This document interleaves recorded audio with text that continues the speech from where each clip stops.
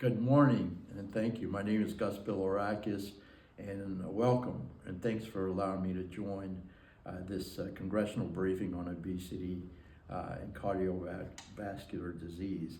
I'd like to thank the Endocrine Society and the American Heart Association for partnering with our caucus to host a congressional briefing on obesity and cardiovascular disease. We appreciate your time and interest and learning more about two of the most pressing public health challenges facing our country.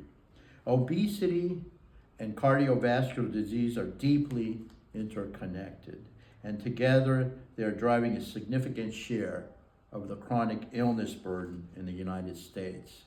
Today, nearly 42% of U.S. adults are living with obesity, and heart disease it really is the leading cause of death. These conditions not only impact quality of life and life expectancy, but they also place a tremendous strain on our healthcare system. Each year, the United States spends over $4 trillion on healthcare, and an estimated 90% of that spending, around $3.6 trillion, is devoted to treating people with chronic and mental health conditions. Many of these diseases, including obesity-related heart disease, are largely preventable. That makes prevention, early intervention, and the development of new tools to manage risks more important than ever.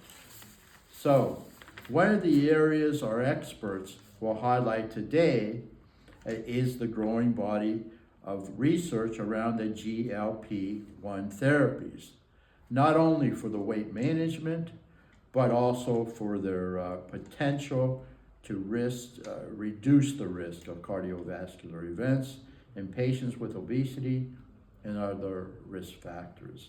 These developments represent an important scientific advancement and give us new insight into how we might improve outcomes at scale. This briefing is purely educational, and we're here to share the facts, the science, and the real-world implications of what we know today. Tackling chronic disease requires a multifaceted approach, as you know, that includes public health education, better clinical tools, and continued research. We hope today's discussion will be informative and valuable as you consider the scope of urgency of this challenge.